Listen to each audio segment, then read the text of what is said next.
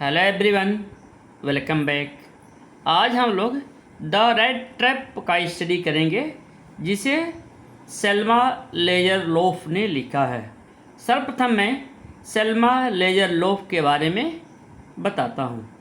Selma लेज़रलोफ का जन्म 1858 को स्वीडन के वार्मलैंड में हुआ था।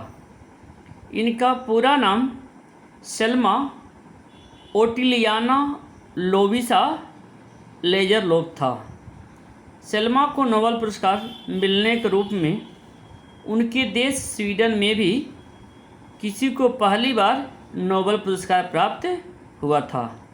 वह विश्व की पहली लेखिका थीं जिन्हें नोबेल पुरस्कार मिला था।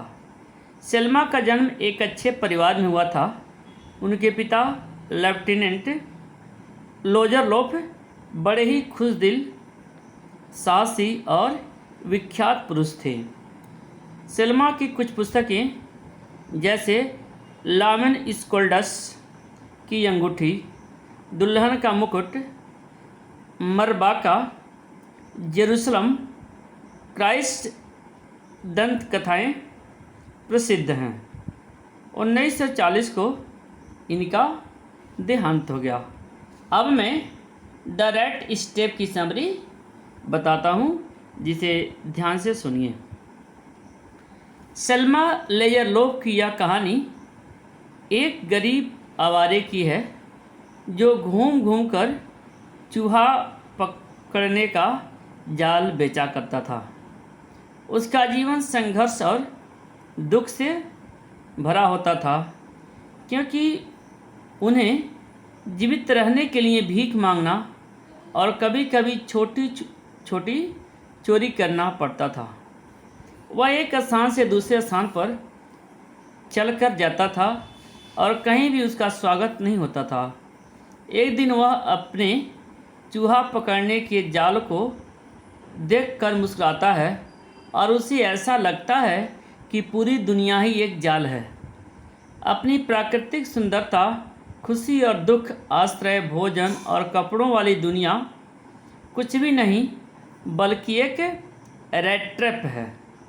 वह वास्तव में इसके लिए दोषी नहीं ठहराया जा सकता, क्योंकि दुनिया ने हमेशा उसे बुरी तरह से व्यवहार किया है। वह उन लोगों के बारे में सोचना पसंद करता है जिन्हें वह जानता था कि जाल के पकड़े गए हैं, जिन्हें वह जानता था कि वे जाल में पकड़े गए थे और दूसरों को हम जल्द ही फंसाने वाले थे। एक दिन चलते समय उसने सड़क के किनारे एक छोटा कुटी देखा और आश्रय के लिए पूछा। आमतौर पर उसे भगा दिया जाता था, लेकिन इस बार वह भाग्यशाली था कि उसे इस बार घर के मालिक ने प्रसन्नता से इजाज़त दे दी, क्योंकि वह भी अकेला था। मालिक एक बूढ़ा आदमी था जिसका कोई परिवार नहीं था। वह किसी से बात करने के लिए रोमांचित था। उसने पेडलर भोजन और तंबाकू की पेशकश की और बूढ़े आदमी ने अपने मेहमान के साथ सोने से पहले कार्ड खेले। बूढ़े आदमी बहुत उदार और भरोसेमंद था। अपने अतिथि की प्रकृति को जाने बिना वह सब कुछ बता दे रहा था, यहाँ तक कि अपने पैसे के बारे में भी बता दिया।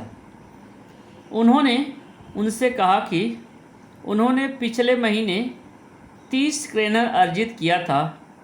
जब पेडलर को उनकी बात पर विश्वास नहीं होता तो वो उसे अपने पैसे दिखा भी देता है।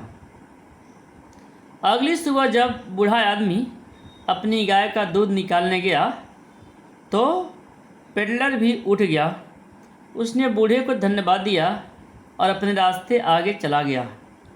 आधा घंटे बाद उसके चरित्र में परिवर्तन आया और उसके अंदर का लालच जाग उठा। वह बूढ़े आदमी के घर लौट आया, खिड़की को तोड़ दिया और पैसे की थैली उठाकर भाग गया। बूढ़े आदमी से धन चोरी करने के बाद वह अपने आप से बहुत प्रसन्न था कि वह कितना चालाक और शायना है। हालांकि वह चिंतित था कि वह पकड़ा जा सकता है और इसलिए उसने जंगल में जाने का फैसला किया। जंगल में बहुत देर चलने के बाद उसे ऐसा लगा कि वह एक ही रास्ते में गोल गोल घूम रहा है और कहीं पहुंच नहीं पाएगा। जल्द ही उसे दुनिया और उसके बारे में अपने विचार याद आए और उसे ऐसा प्रतीत हुआ कि इस बार वो खुद जाल में फंस गया है और जाल में फंसने के लिए चारे का काम किया उस पैसे ने जो वह चुरा कर ले आया था। यह ठंडी सर्दियों की रात थी और अंधेरा पहले से ही जंगल के आसपास था, जिसका मतलब खतरे में वृद्धि हुई थी। जैसे वह अपनी हिम्मत हारने वाला था, उसे पास से किसी कारखाने की आवाज़ आई। पेडलर ने अपनी सारी ताकत इकट्ठा की और उसकी ओर बढ़ा। साइट पर इतने शोर थे कि किसी ने भी देखा नहीं कि पेडलर द्वारा खोलकर अंदर प्रवेश कर चुका था। लोहार ने आकस्मिक रूप से उस पर ध्यान दिया। क्लियर? लोहार ने उस पर आकस्मिक रूप से ध्यान दिया क्योंकि वह बेघर पेडलर को देखते ही समझ गया था कि वह यहाँ क्यों आया है, क्योंकि आश्रय की तलाश में पेडलर भी लंबे दाढ़ी, गंदे रूप, गलेदार कपड़े और उसकी छाती पर लटकने वाले रेट्रप के साथ था। यही कारण है कि जब पेडलर ने रहने की अनुमति मांगी तो उसने बिना किसी मौखिक प्रक्रिया के उसे आज्ञा दे दी। मिल के मालिक ने उसे कोई और समझा और उसे अपने साथ घर आने को बोला। लॉ मास्टर की जेब से कुछ पैसे प्राप्त करने की उम्मीद में वह उन्हें सच बताए बिना उनसे बात करने लगता है। उन्होंने कहा कि वह अपने जीवन में इतना अच्छा नहीं कर रहा था। यही कारण था कि वह ऐसी स्थिति में थे। जब लोहे मास्टर ने उन्हें उनके साथ आने का आग्रह किया तो उन्होंने विनम्रता से निमंत्रण से इनकार कर दिया, क्योंकि वह डर रहा था कि बूढ़े आदमी से 30 क्रोनर चोरी करने के बाद उसके घर में जाकर उससे परेशानी हो सकती है। हालांकि पेडलर को उनके साथ आने के लिए मनाने में नाकाम रहने के बाद लोहे मास्टर ने अपनी बेटी एडला विलमैनसन को उन्हें आग्रह करने के लिए भेजा। एडला ने खुद पेडलर से बात की और उसे आरामदायक महसूस कराने का प्रयास किया। उनकी बेचैनी को देखते हुए उसने सोचा कि पेडलर ने कुछ चुरा लिया होगा या फिर जेल से बच निकला होगा, लेकिन फिर भी उसने उनसे रहने के लिए आग्रह किया और उसे स्पष्ट कर दिया कि जब भी वह चाहे, जहाँ भी वे चाहे, जाने के लिए स्वतंत्र है। एडला की बात को पेडलर नकार नहीं पाया और क्रिसमस की रात उसके साथ बिताने के लिए मान गया। पेडलर को भोजन और कपड़े की पेशकश की गई थी। अगली सुबह लोहे मास्टर और उनकी बेटी पेडलर की दुखद स्थिति के बारे में चर्चा कर रहे थे, जब लोहे मास्टर ने उनसे कहा था कि उन्हें यह सुनिश्चित करना होगा कि अब रेट्रप बेचने नहीं जाने चाहिए। लेकिन पेडलर की वेशभूषा ने एडला के लिए यह विश्वास करना मुश्किल बना दिया कि उसकी उचित शिक्षा कभी हुई थी। जैसे ही पेडलर दिन के उजाले में साफ सुथरे कपड़े में कमरे में प्रवेश करता है, लौह मास्टर को एहसास हुआ कि वह कोई और व्यक्ति है। जब पेडलर पर क्रोधित था और उसे तुरंत जाने के लिए कहता है, इस पर पेडलर कहता है कि उन्होंने खुद को एक गरीब व्यापारी होने का दावा किया था और कुछ भी नहीं। लेकिन लोहे मास्टर ने घोषणा की कि वह इस मामले को पुलिस में ले जाएंगे और उसकी गिरफ्तारी करवाएंगे। यह सुनकर पेडलर ने अपनी धारणा व्यक्त की कि पूरी दुनिया एक बड़ा जाल है और सभी अच्छी चीज़ें चारे के रूप में हैं। वह आगे कहता है कि अगर पुलिस ने मुझे गिरफ्तार कर लिया तो एक दिन तुम भी जाल में पकड़े जाओगे। जब वह जाने वाला था, बेटी ने विरोध किया। उसे क्रिसमस के लिए रहने की इजाज़त दी जानी चाहिए, क्योंकि उन्होंने पहले से ही उसे क्रिसमस का भोजन कराने का वादा किया था। एडला का कहना है कि पेडलर पूरे साल एक स्थान से दूसरे स्थान पर जाता है और जहाँ भी वह जाता है उसका स्वागत नहीं किया जाता है। वह लगातार पीछा और गिरफ्तार होने के डर से इधर उधर भाग रहा था। उसने अपने पिता से आग्रह किया कि उन्हें उसे अपने नीरस जीवन से एक दिन दूर ले जाना चाहिए। लोहे मास्टर इस विचार के पक्ष में नहीं था, लेकिन वह उसके खिलाफ भी कुछ नहीं बोल सका। उन्होंने केवल उम्मीद की कि उनकी बेटी को उसके फैसले का पछतावा नहीं होना चाहिए। उसने पेडलर को बैठकर खाने को कहा। पेडलर ने अपने निर्देश का पालन किया और एक भी शब्द बिना बोले खाना खाने लगा।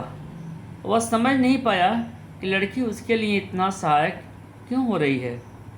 क्रिसमस के पूर्व संध्या पर उसने बिना कुछ किए शांति से सोया। ऐसा लगता है कि कई सालों के बाद वह ऐसी नींद सो रहा है। शाम को क्रिसमस के समय वह थोड़ी देर के लिए उनके साथ था और फिर सोने के लिए वापस चला गया था। यह वास्तव में लंबे समय के बाद था कि उसके पास सोने के लिए उचित जगह थी। क्रिसमस के खाने के लिए 2 घंटे बाद वह जाग गया। रात्रि भोज के बाद बेटी ने उनसे कहा कि अगर वह अकेले क्रिसमस को शांति से बिताना चाहता था तो वह वापस जा सकता था। पेडलर एक शब्द नहीं कर सका। वह लड़की की उदारता से खुश था। अगली सुबह लौह मास्टर और उसकी बेटी क्रिसमस मनाने के लिए जल्दी उठ गए। पेडलर अभी भी सो रहा था। यही कारण था कि उन्होंने उसे परेशान नहीं किया।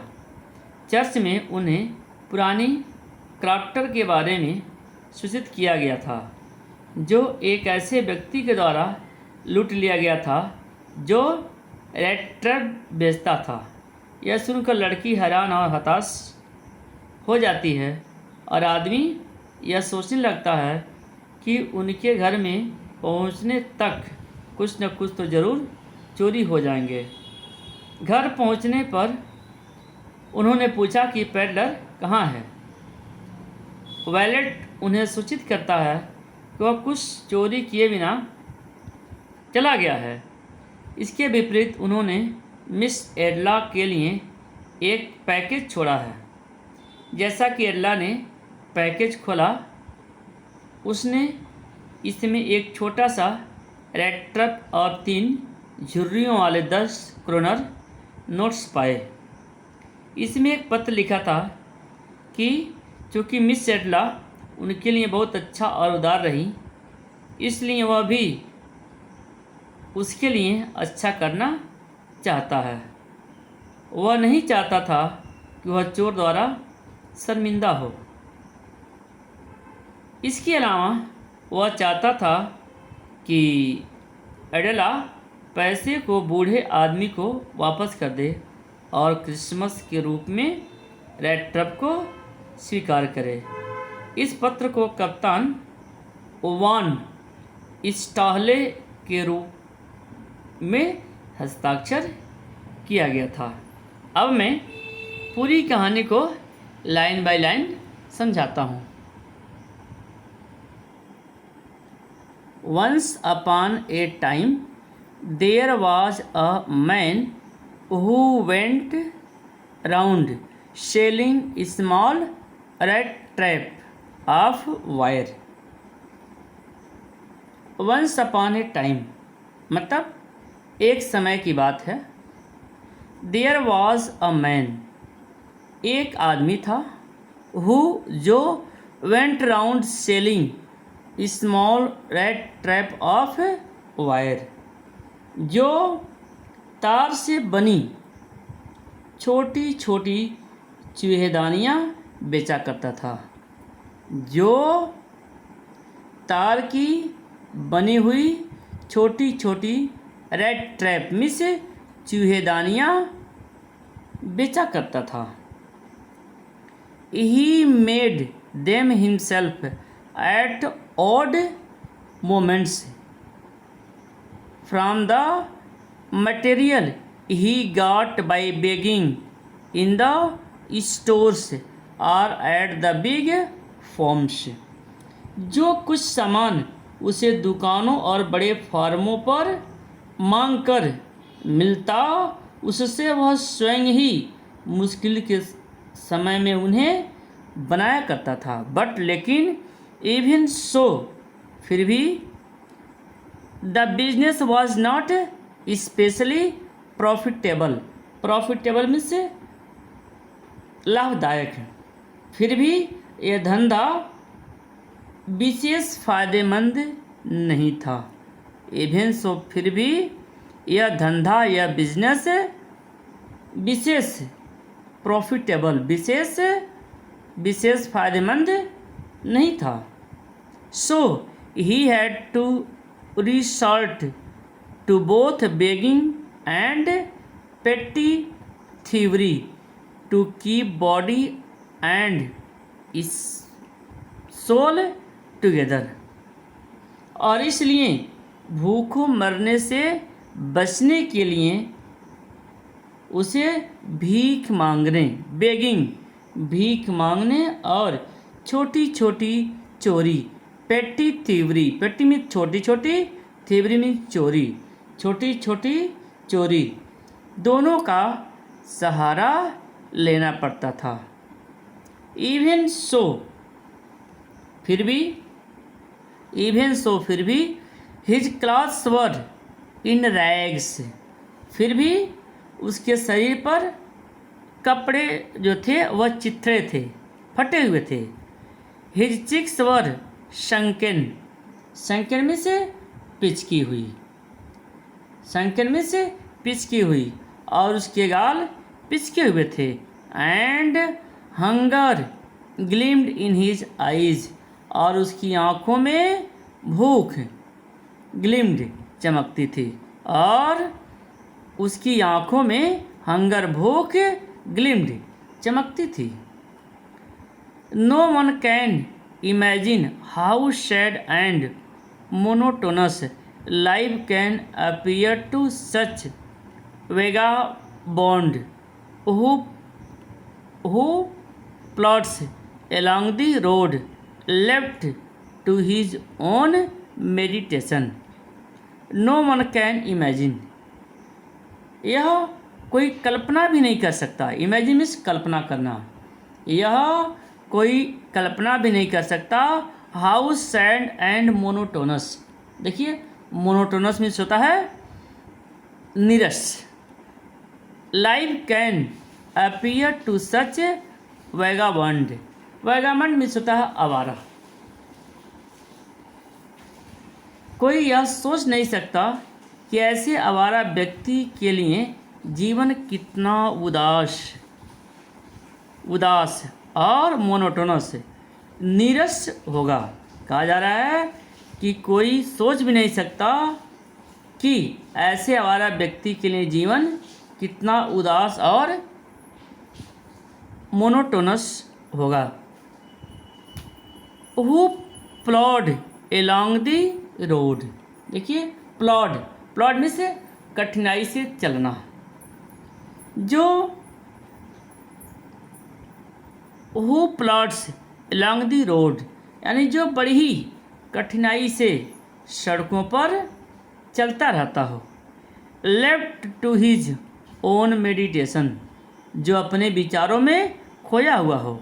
बट वन डे, लेकिन एक दिन, this man had fallen into line of thought, लेकिन एक दिन यह व्यक्ति ऐसे विचारों में खो गया which really seem to him entertaining, जो वास्तव में उसे बहुत ही आनंद दे रही थी।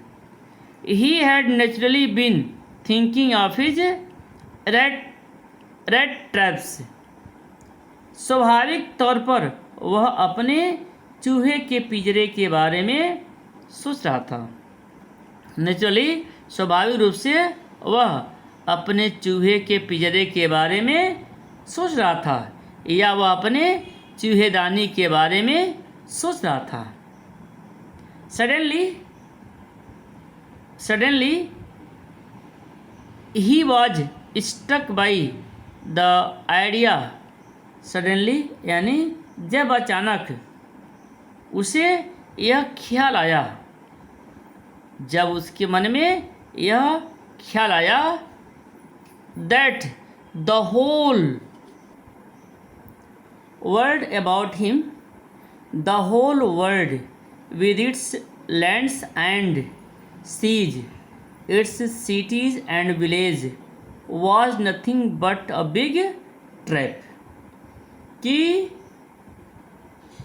उसके चारों ओर का संसार, वह क्या देखता है कि उसके चारों ओर का संसार देश और सागरों, लैंड एंड सीज, देश और सागरों, सिटीज़ एंड विलेजेस, शहरों और गांवों सहित एक बड़ी चूहेदानी के अतिरिक्त कुछ नहीं है।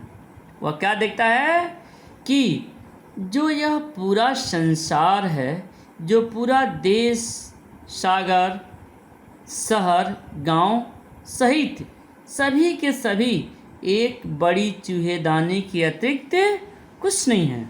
देखिए, was nothing but a big trap, एक बड़ी चूहेदानी के अतिरिक्त कुछ नहीं है। It had never existed for any other purpose than to set bats for people। देखिए, it had never existed for any other purpose, मनुष्यों को दाना डालकर ललचाने के अतिरिक्त, इसके अतिरिक्त का कभी कोई अन्य उद्देश्य ही नहीं था। देखिए, सेट बैट, यहाँ सेट बैट का सेंस है चारा या फांस। क्लियर, मतलब है वह सोचता है कि मनुष्यों को दाना डालकर ललचाने के अतिरिक्त इसका अस्तित्व या उद्देश्य कुछ नहीं था। It offered risk and joys, इसमें धन और खुशियाँ हैं।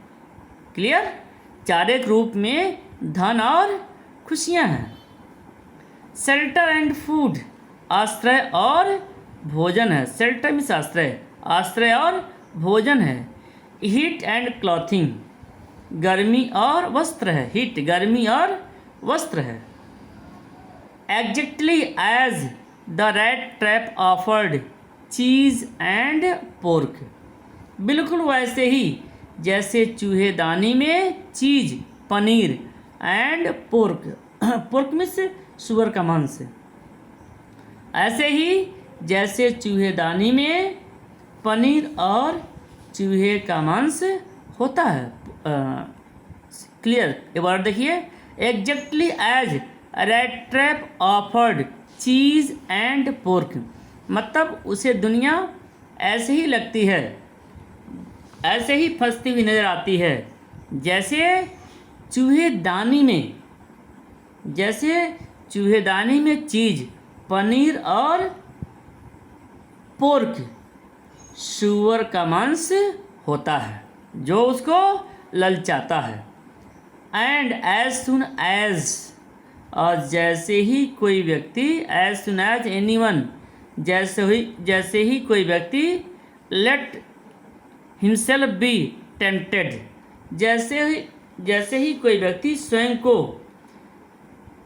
को छूने का प्रलोभन में आता है, और जैसे ही कोई व्यक्ति टेम्पटेड, प्रलोभन, to touch the bait, bait means वह चारा या फांस, जैसे ही कोई व्यक्ति उस चारे को टच करता है, उस चारे को छूने के प्रलोभन, टेम्पटेड, प्रलोभन में आता है, it close in on him, पिंजरा उसके लिए बंद हो जाता है, यानी वह व्यक्ति पिंजरे में बंद हो जाता है। एंड देन, और तब, एवरीथिंग केम टू एंड, और तब सब कुछ समाप्त हो जाता है, सब कुछ समाप्त हो जाता है। The world had of course never been very kind to him, so it gave him unwanted joy to think ill of it in this way. Unwanted, unwanted means होता है आदत न होना। The word had of course, कहा जा रहा है of course, निसंदेह, द वर्ड, संसार उस पर कभी, काइंड, कभी अधिक मेहरबान नहीं रहा। वास्तव में यह संसार उस पर कभी बहुत मेहरबान नहीं रहा, काइंड, बहुत मेहरबान नहीं रहा। सो इसलिए, it gave him unwanted joy to think ill of it in this way, इसलिए इसके बारे में बुरा सोचने में उसे असाधारण आनंद आया, इसलिए इसके बारे में बुरा सोचने में उसे अनवांटेड, असाधारण जॉय, आनंद आया। It Beckham a cherished pass time, देखिए चेरिस्ड मतलब प्रिय, और पास टाइम मीन्स मनोरंजन का साधन, मतलब कहा जा रहा है of his during many dreary ploddings, कहा जा रहा है अपनी अनेक पैदल यात्राओं में, अपनी अनेक पैदल यात्राओं में, प्लॉडिंग, पैदल यात्राओं में समय बिताने, पास टाइम, समय बिताने के लिए यह उसका प्रिय काम हो गया। To think of people he knew who had left themselves be caught in the dangerous snare, कि अपने परिचित व्यक्तियों में उनके बारे में सोचे जिन्होंने स्वयं को इस खतरनाक पिंजरे में फंसने दिया था। स्नेयर, यहाँ स्नेयर का सेंस पिंजरा से है या चूहेदानी से है, ठीक है। तो कहा जा रहा है कि वह अपने परिचित व्यक्तियों के बारे में वह सोचा करता था जिन्होंने इस खतरनाक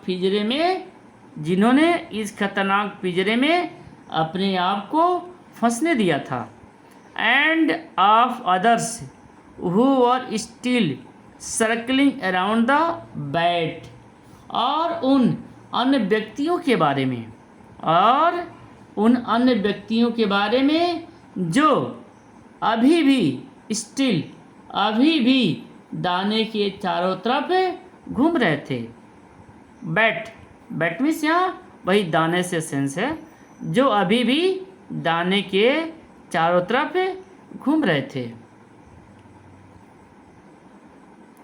one dark evening as he was trudging along the road, he caught sight of a little grey cottage by the roadside, and he knocked on the door to ask shelter for the north. देखिए one dark evening, एक अंधेरी शाम को, as जब ही was trudging along the road. ट्रजिंग का sense है, देखिए ट्रजिंग का sense है आवारागर्दी। along द रोड, एक अंधेरी शाम जब वह सड़क पर जा रहा था, जब वह सड़क पर जा रहा था, ही caught sight of a little grey cottage by the road side। तब उसने सड़क के किनारे बने ग्रे कटेज, स्लेटी रंग के छोटे से मकान को देखा। ग्रे रंग के कटेज, छोटे से मकान को देखा। कहाँ? रोड साइड, सड़क के किनारे। And he knocked on the door, और रात के लिए आश्रय मांगने के लिए उसने वह दरवाज़ा खटखटाया। शेल्टर, आश्रय, शेल्टर मीन्स आश्रय, फॉर द नाइट, रात के लिए, यानी रात के लिए आश्रय मांगने के लिए उसने वह दरवाज़ा खटखटाया।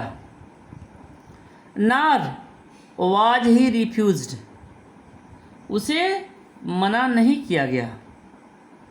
Instead of the shower face which ordinarily met him, the owner, who was an old man without wife or child, was happy to get someone to talk to in his loneliness।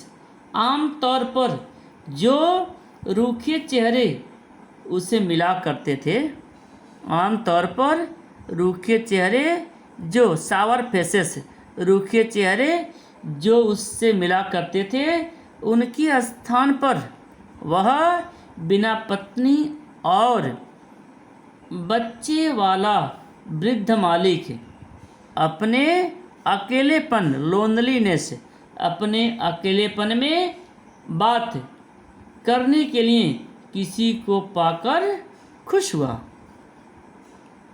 Immediately he put the porridge, immediately he put the porridge pot on the fire। उसने तुरंत, immediately means तुरंत, उसने तुरंत porridge means दलिया, दलिए के बर्तन, porridge pot, दलिए के बर्तन को फायर, आग पर चढ़ा दिया। एंड गेव हिम सपर, और उसे रात्रि का भोजन दिया। सपर मीन्स रात्रि का भोजन। Then he carved off such a big slice from his tobacco roll, और फिर उसने अपने तंबाकू के टुकड़े से इतना बड़ा भाग काटा। तब उसने अपने टोबैको, तंबाकू के, तब उसने तंबाकू के टुकड़े से इतना बड़ा भाग काटा, बिग स्लाइस, इतना बड़ा भाग काटा, दैट जो it was enough both for the strangers pipe and his own, जो उसके और अजनबी, स्ट्रेंजर, अजनबी के पाइप, चिलम का सेंस यहाँ है, अजनबी के, जो उसके लिए और अजनबी के चिलम के लिए पर्याप्त था, जो उसके लिए और अजनबी के चिलम के लिए एनफ, पर्याप्त था। फाइनली, अंत में, he got out an old pack of card, और अंत में उसने ताश की एक पुरानी गड्डी निकाली। अंत में उसने ताश की एक पुरानी गड्डी निकाली। एंड प्लेड जालिस, देखिए MJOLIS, इसको जालिस पढ़ेंगे। जालिस में होता है ताश का एक खेल, ठीक है। और सोने के जालिस with his guest until bedtime, मतलब कहा जा रहा है कि और सोने के समय तक, बेड टाइम सोने के समय तक अपने मेहमान के साथ, सोने के समय तक अपने मेहमान के साथ ताश खेलता रहा। क्लियर, कहा जा रहा है और सोने के समय तक अपने मेहमान के साथ, कहा जा रहा है कि सोने के समय तक अपने मेहमान के साथ ताश खेलता रहा।